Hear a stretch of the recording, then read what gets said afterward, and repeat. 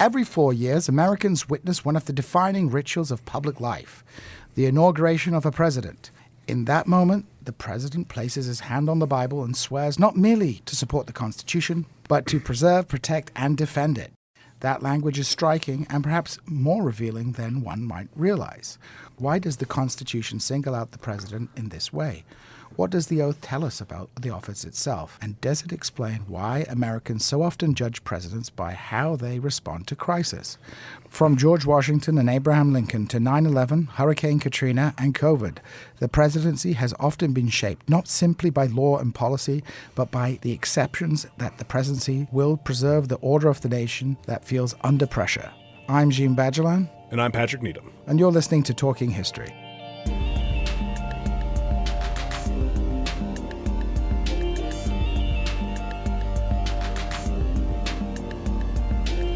To discuss crisis and the role of the presidency, we are joined by Dr. Benjamin Kleinerman.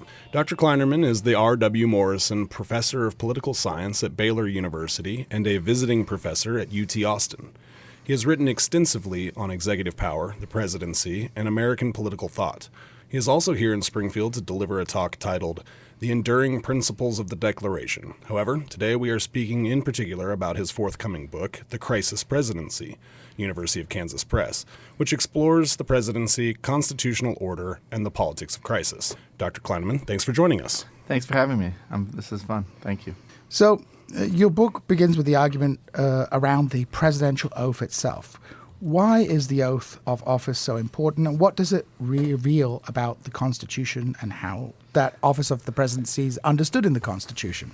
Yeah, I think the first thing that really marks its importance is the fact that it's the very first thing that presidents do. In some ways, they're not president until they take the oath. They become president after they take the oath. It marks the transition from being an ordinary person into a president, that they take this oath to preserve, protect, and defend the Constitution of the United States. And it's an interesting oath because whereas members of Congress and even members of the judiciary take an oath to support the Constitution, the president takes a unique oath to preserve, protect, and defend it.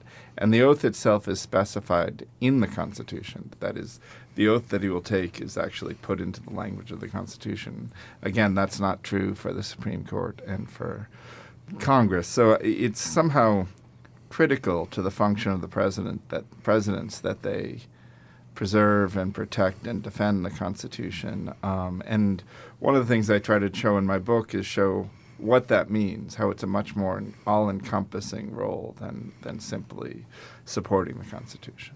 So this suggests perhaps that the office of the presidency is unique when compared to the other co-equal branches of the American system. Yeah, I think so. One of my arguments is that the Constitution is best understood as a separation of functions more than even a separation of powers. That is, different branches have different functions within the constitutional order.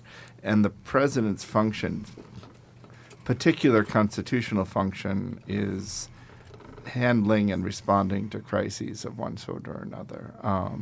And more generally, preserving our security and our stability as a nation. So does that wording, the preserve, protect, and defend versus the support otherwise specified for the other branches, does that wording suggest that the presidency's function is more discretionary than those other branches? I think so. I think whereas supporting the Constitution means just doing what the Constitution says and preserving, protecting, and defending it might imply going beyond just what the Constitution says with a view to overall preservation. And so one of my case studies on this question is Lincoln's using the constitutional oath in order to do things like suspend the writ of habeas corpus on his own without congressional authorization. And he justifies it by saying that suspending the writ of habeas corpus was a matter of preserving the Constitution as a whole, and if he weren't to have suspended it, he he would have lost the Constitution as a whole. And he says, you don't sacrifice a limb. You sacrifice a limb to save a life. You don't save the limb and lose the life. So in that way, it's fulfilling his constitutional oath to do certain things that might go beyond or even against the law in some cases. So at times, the regular, ordinary legal system in the United States is just not up to par when it comes to dealing with political crisis. So basically, you're arguing, that sometimes preserving the Constitution means going against the letter of the law in that sense. And, if we take it to that point, is this a dangerous idea even at times? How does it shape our understanding of executive power, especially, let's say, within the context of the vast increase in power in terms of the administrative capacity of the presidency, especially since the New Deal era? Yeah, definitely a dangerous idea. I think at one and the same time, it's essential to the constitutional order, but it's also dangerous to the constitutional order. That is, it's essential to the constitutional order that there be someone who, with the buck stops there, and in some crisis situation who can act and decide with a kind of energy that members of Congress or members of the Supreme Court don't have. On the other hand, once you say that, you invite the possibility of abuse. You make possible presidents claiming crises in order to exercise powers that aren't legitimate, that the crisis is made up, or the powers that they're exercising in response to the crisis go too far. These kinds of things, I think, are inevitable once we admit some power to go beyond or even against the law. So how would we then, as members of the public or maybe the other branches of the government, how would we go about categorically distinguishing between these genuine crises where this use of executive power might be justified versus instances where a president may just claim those powers for their political?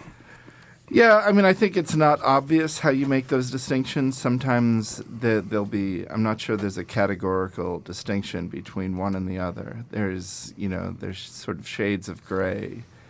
I think what's interesting is over the course of American history, the public has actually been pretty good at distinguishing between what is a crisis and what is not a crisis. That is, no one doubted during the Civil War that Lincoln faced a genuine crisis.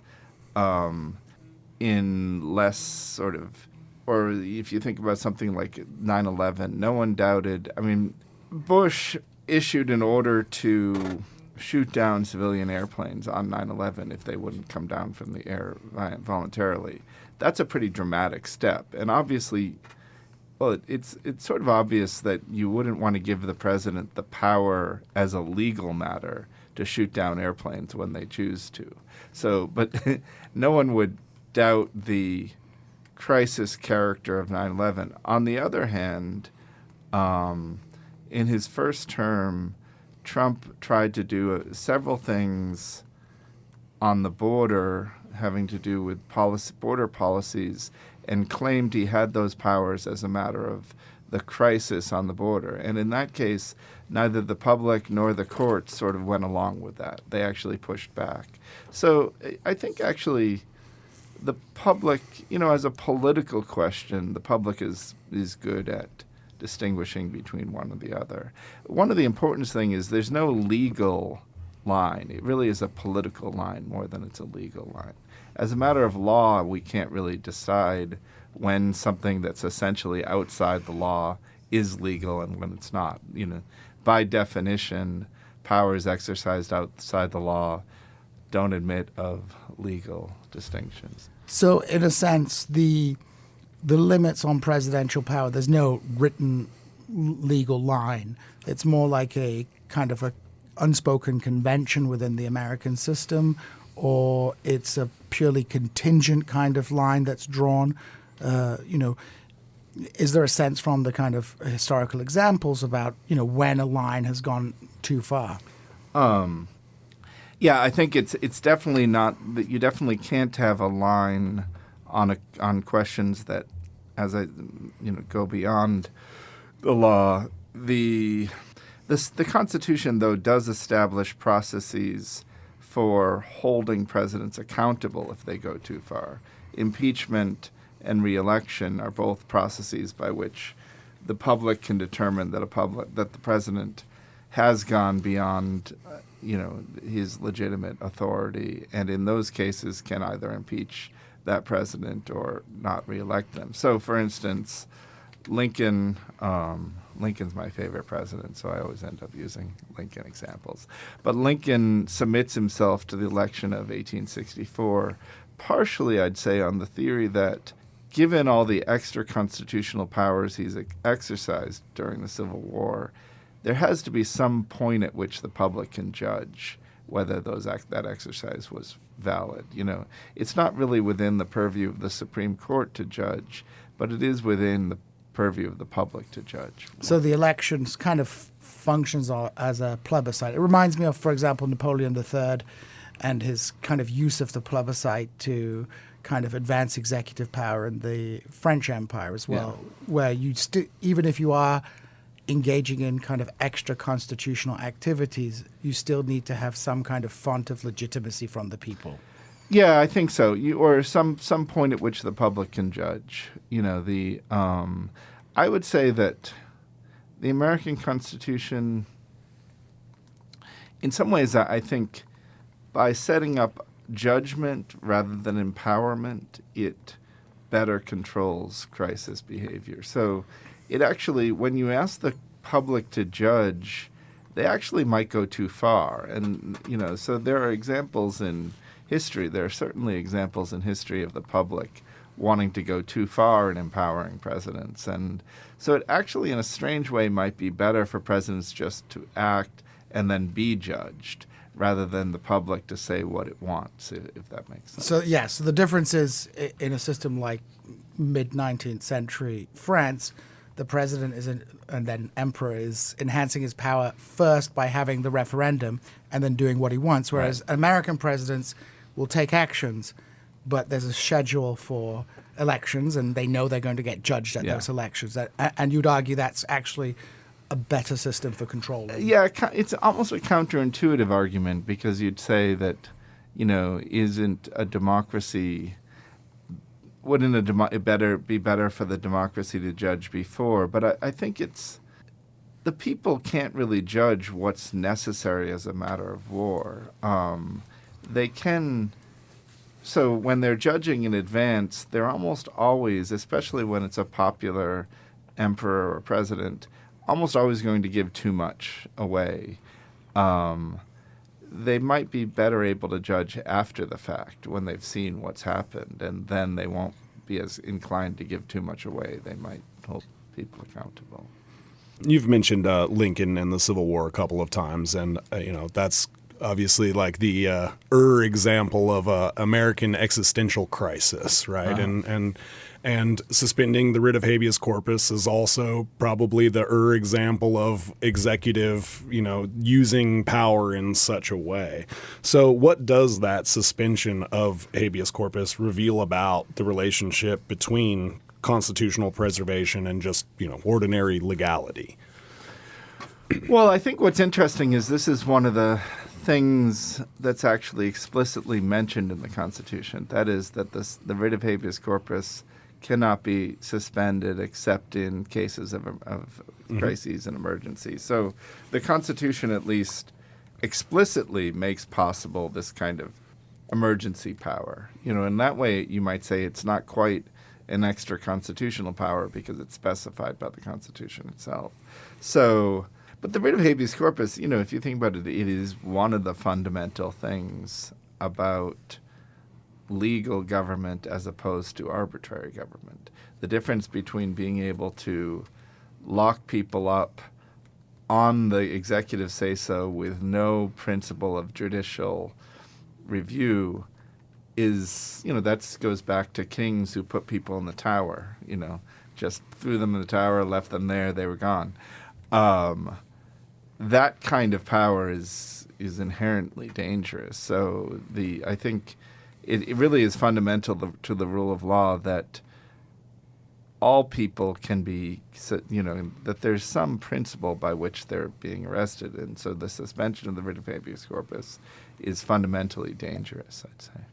So how did Lincoln, view the actions that he was taking? He was a person with a legal background. He understood the Constitution.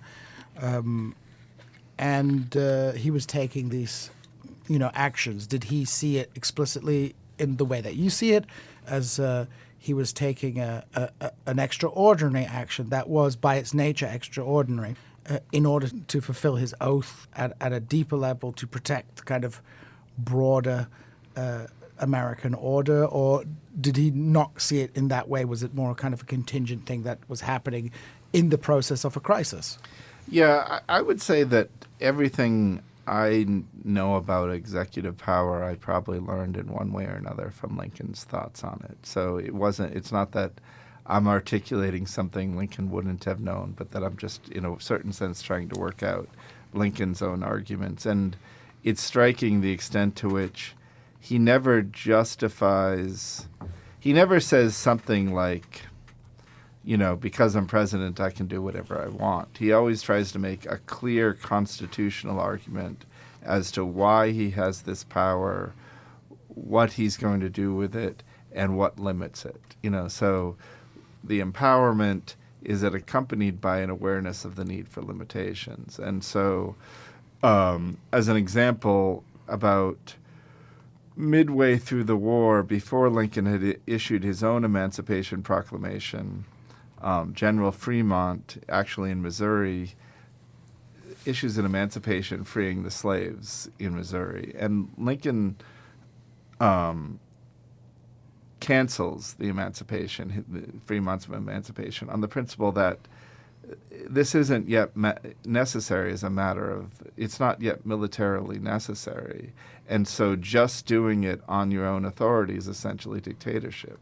If presidents or generals can do whatever they want, whenever they want, and say that it's necessity, then you're in a situation of dictatorship. So when he issues the Emancipation Proclamation on his own, he does so by claiming it's now militarily necessary in a way that it wasn't when Fremont does it. That's an example of where Lincoln's drawing distinctions between when these extraordinary powers are necessary and when they go too far, and that's, I think, what's really interesting about it. By contrast, for instance, Nixon was asked about, Nixon's always useful as an example of too much, but Nixon was asked about why he was able to take some of the actions he did in the context of the Vietnam War, and he said, well, when the president does it, that means it isn't illegal.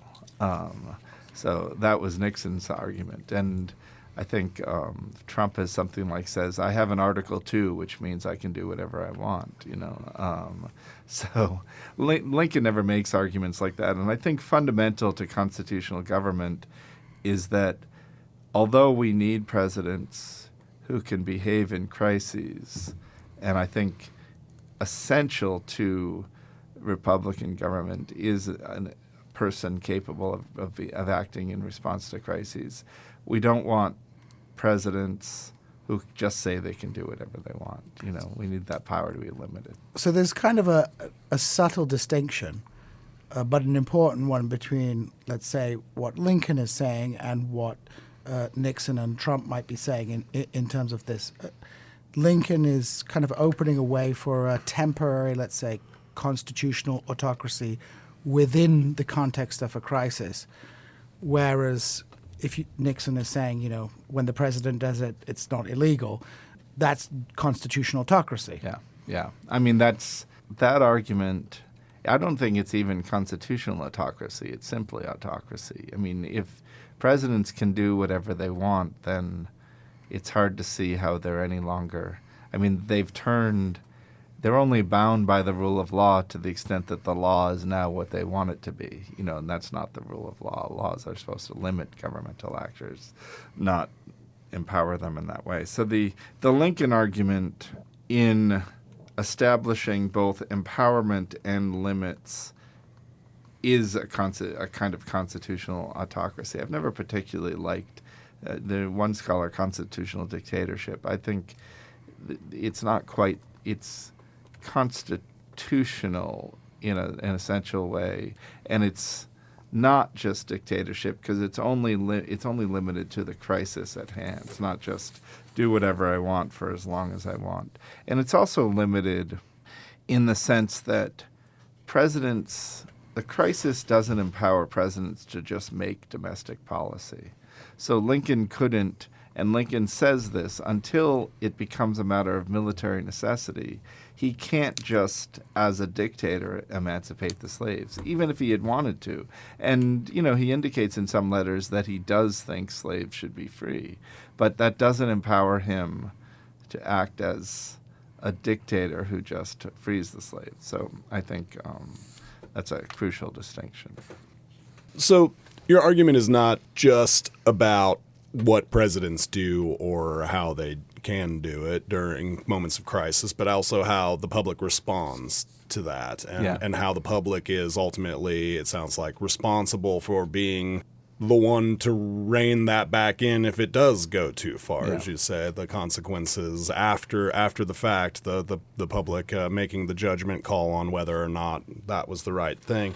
So what is the connection there between,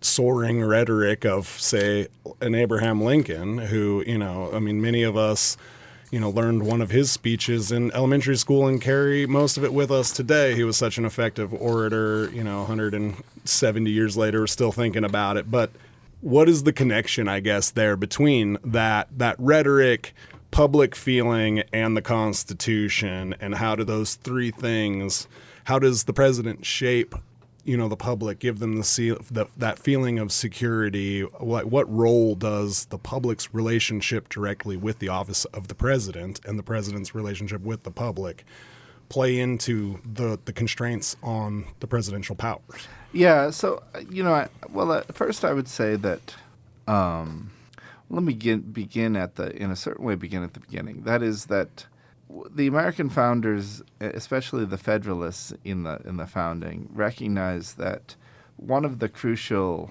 things that caused republics to fail in the period prior to the founding of the Constitution was that they didn't have an executive power. They tended to try to do everything through the legislature, and legislatures are notoriously slow. So they create an executive power that's empowered in a very profound way to respond to security crises. And so, for instance, as an example of this, it almost seems like he made the example, but I wouldn't go that far. But in the period before the Constitution, Shays' Rebellion spirals out of control. There's no executive to shut it down. By contrast, in the period after the Constitution, when George Washington is president, the Whiskey Rebellion, Washington sends, I think it's like 80,000 troops out to Pennsylvania and shuts down the Whiskey Rebellion. That's, I think, a really nice example of the difference between having a strong executive and not having a strong executive. And what's interesting then is the action itself. Well, how to put this? The action itself is a kind of rhetorical action. It indicates to all the public that this president has your back. You're secure in it. In other words, except to the people in Western Pennsylvania, the Whiskey Rebellion isn't dangerous. It's dangerous only in the sense that if the people in the rest of the country don't feel like these kinds of rebellions can be settled or quashed, they're going to feel insecure, and they might be tempted to sort of engage in these kinds of rebellions. So the action of Washington has a rhetorical effect on the rest of the country. They're now more secure knowing their president has the guts or the strength and the energy, the guts, strength, and energy to quash rebellions. And I'd say this goes forward all the way into the present in the sense that that's, I think, at the end of the day, what people want most from their presidents is to respond to crises. There was a campaign commercial in the 2020 election that in the context of Trump's response to COVID, the commercial says, a president who cannot handle a crisis is no president at all. And I think that's in a way fundamental to. So we want presidents maybe to legislate. We want them to do other things. But at the end of the day, we want to feel confident that they'll handle crises. And so, for instance, as another example, I think the Bush's response to 9/11 indicated a real strength to handle the crisis. By contrast, the same president's response to Katrina, Hurricane Katrina, where the only thing that came out from him was looking out of this little window on Air Force One with no energy at all. He looked sad and kind of weak. Hurt him in a fundamental way. I think his second term as president was always marked by the shadow of Katrina hanging over him. The one thing they might not like George W. Bush, but they were confident he would act. They were always confident he would act until Katrina, where it looked like he wouldn't act. And they held that against him. And I think also, to go back to the Trump example, his inability to kind of, even at a rhetorical level, or maybe even especially at a rhetorical level, to respond to the COVID crisis made everyone feel insecure. Instead of settling the situation and making people feel more safe, he did those weird press conferences. So to that point, and when looking at the modern presidency, are Americans still thinking about presidents in these constitutional terms, in the framework of the founders, even if they're not using that language explicitly? And has the presidency fundamentally changed? I mean, obviously through the 20th century, but even in the 21st century, are we seeing an evolving office? Yeah, I think what's interesting to me, as I was writing this book, this book I'm just finishing, actually just sent off to the editors a couple days ago, so completely finished now. As I was writing it, what struck me was the extent to which, on this question, the public is actually sort of consistent all the way since the founding. What they want most from their presidents is security. That is, what they want most from their presidents is for them to fulfill the oath they take when they first become president. And that really marks and sort of shapes the way we think about presidents. So we might want them to legislate, we might want them to do a variety of things, but more than anything, we want them to make us feel secure. As for the 20th versus, the Trump presidency strikes me as in some ways, what's interesting about him is the extent to which he doesn't make any attempt to seem presidential. And that's not a partisan argument. It's just he explicitly doesn't. In a way, he's denied he's said he doesn't want to seem presidential. And prior to him, I think most presidents, by seeming presidential, they conveyed to the public a sense of security, that the president was different and powerful and energetic and would keep them secure. And when presidents don't convey that, I think we all feel a little more insecure in relation to them. So. I've got maybe one last one to close that out, if it's okay, Gene. As a scholar of the presidency and a constitutional scholar, if you were to propose a presidential or a constitutional amendment to alter the office of the presidency in some fundamental way, what would it be? This goes in a very different direction than I've gone, but I think, I think a strong presidency is essential to a good constitution. But a strong president, by that I mean a president who can respond to crises and keep us secure. I'm not sure that essential to a good constitution is a president who acts like a legislator in domestic politics. And to the extent that executive orders are essentially presidents acting like a legislator in domestic politics, I think they pose a more fundamental challenge to our constitutional order. And in that way, for that reason, but a lot of the executive orders arise from the fact that almost all Congress's legislation is essentially a passing over responsibility to the president. They don't really legislate, they just delegate. And so executive orders are built into the way Congress passes legislation. So, I'm not in the constitutional amendment business, but I think if I had one constitutional amendment I could imagine creating, it would be something to prevent Congress delegating so much to presidents. So I think that the power of the presidency that we're worried about, and rightly worried about, arises from that initial delegation.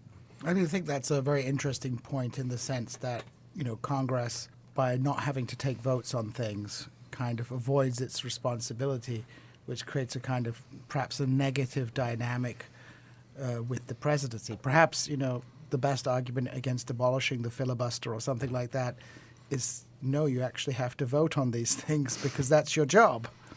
Yeah, I actually have I think one of the problems is, in a sense, the filibuster, because it makes it so hard for Congress to pass any legislation that it ends up presidents enter the vacuum created by that absence. So Congress just can't legislate at all, and so presidents can, in a certain sense, do everything they want. But yeah, we should expect Congress to legislate. That's its job. And I would say more than almost anything else, we've forgotten about that aspect of our Constitution. We talk about judges and presidents legislating as though that's their job, but that's not their primary job. Their primary job is different than that. The Congress, its primary job is to legislate, and it tends to understand that now as delegate, rather than legislate. Well, thank you, Dr. Kleinerman. It's been a wonderful conversation. Listener, you've been listening to Talking History. This is a joint production of KSMU Radio and the Missouri State University History Department.